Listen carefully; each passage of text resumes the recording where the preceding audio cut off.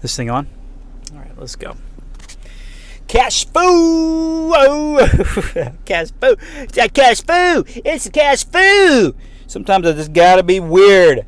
Sometimes, you just gotta be weird. My mic is funny. Hold on.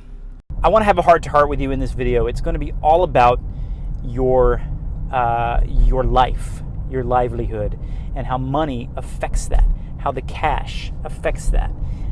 Cash foo is just really a name I chose because it sounds cool and the domain was available, and I thought about it. And cash obviously is currency. It's money. It's available. It's ready to go. You can pay for anything right away from that balance. Whatever's in there, obviously you got to have enough for whatever you're trying to get. Cash is better than credit. I bought a car in cash. I bought a house in cash. You hear about people talking about that and doing that kind of thing. But foo is simply this weird name in programming that just means like a programmer came up with this weird slang for like strange error or something. I forget what it means. Or like a fool, right? I mean, you can go look it up. Foo can be any number of different things.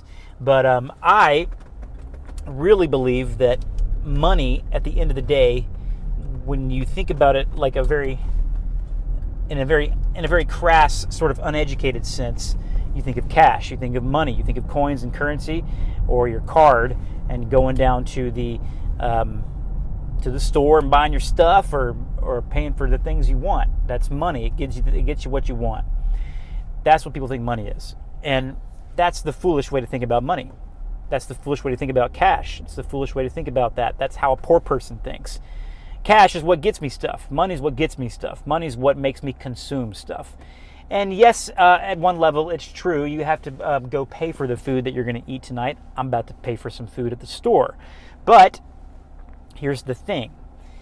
If that's all you think money is, then you're going to be broke, or you'll just never really have the best understanding of money.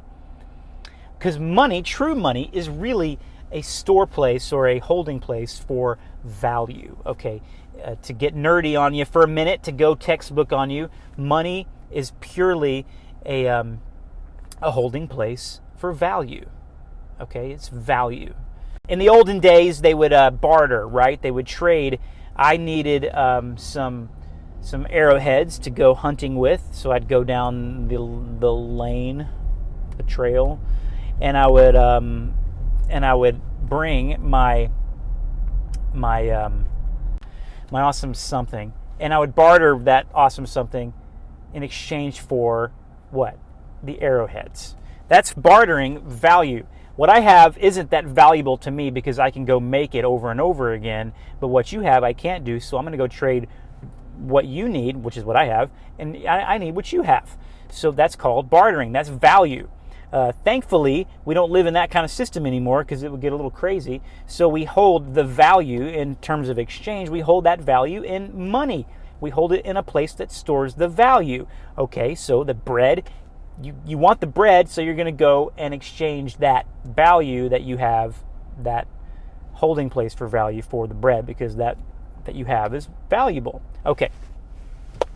So those that say money makes the world go round they're not really 100% accurate. What makes the world go round is value, is something of value. If you think something's valuable enough, you will give whatever you can to get that thing. If you really, really think it's valuable and you need it, you need it. So your life, going back to this whole thing, the heart-to-heart that I want to have, your life is most people's life, I should say. I don't know where you're at, but most people's lives are spent 40 to 50 hours a week, some cases 70 to 80 hours a week, long hour days, working for a corporation, working for some other person, which is fine. Nothing wrong with being an employee. You got to get a job. You got to start somewhere. You got to learn the value of work. That's valuable. But your life is just the rat race, and you're doing it over and over again, and you're making some form of money by the hour. 9 out of 10 times, that's how people live their life. And then they have Friday, like today's Friday, Friday and Saturday and Sunday, or Saturday and Sunday, to kind of slow down and enjoy what they've been working hard to do. And what do? They usually sit around and watch reality TV. I want you to think a little bigger and higher. And listen, I don't want to come across as some self-righteous prick, okay? I want to come across as someone who wants to genuinely help people. I really do. I want to help people. So if you want to escape that rat race and you want to live a higher quality life, what do you need to do? Well, you got to figure out the money thing. You got to start to understand what money really is.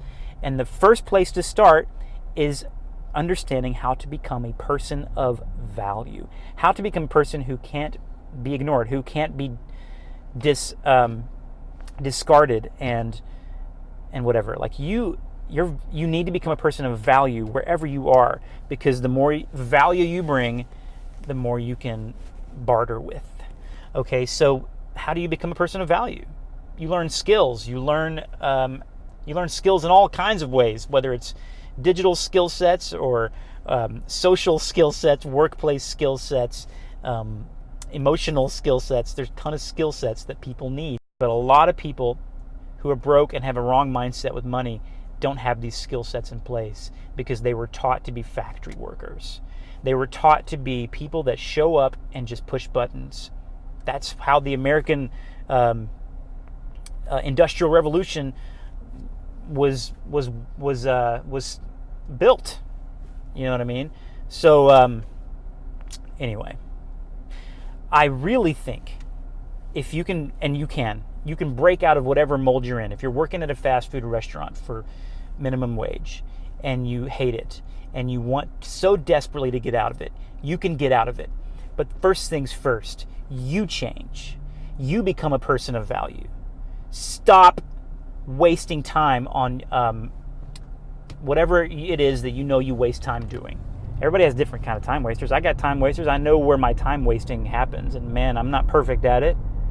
But you become a person of value. Develop yourself. Develop your leadership skills. Develop your skill sets. Develop your emotional intelligence. Develop your people skills. Develop how you speak.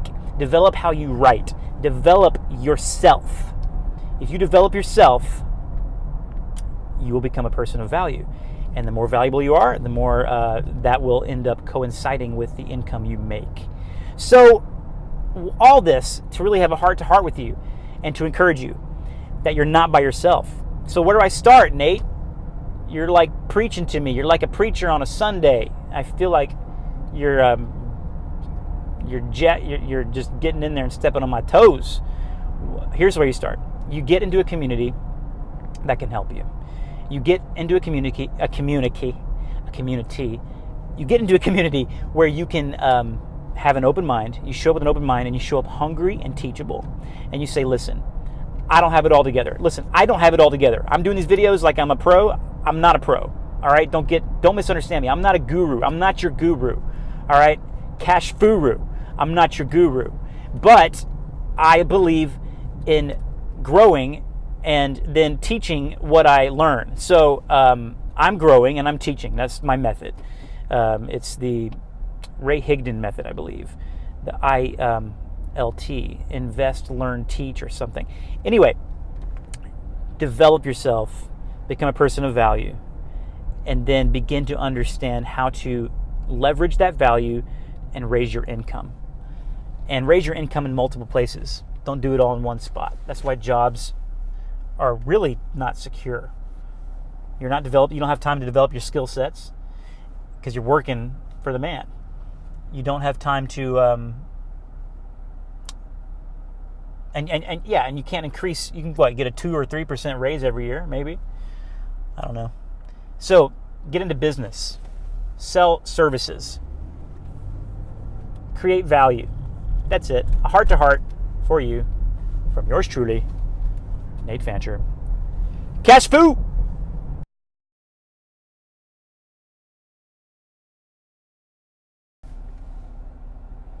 So those that say that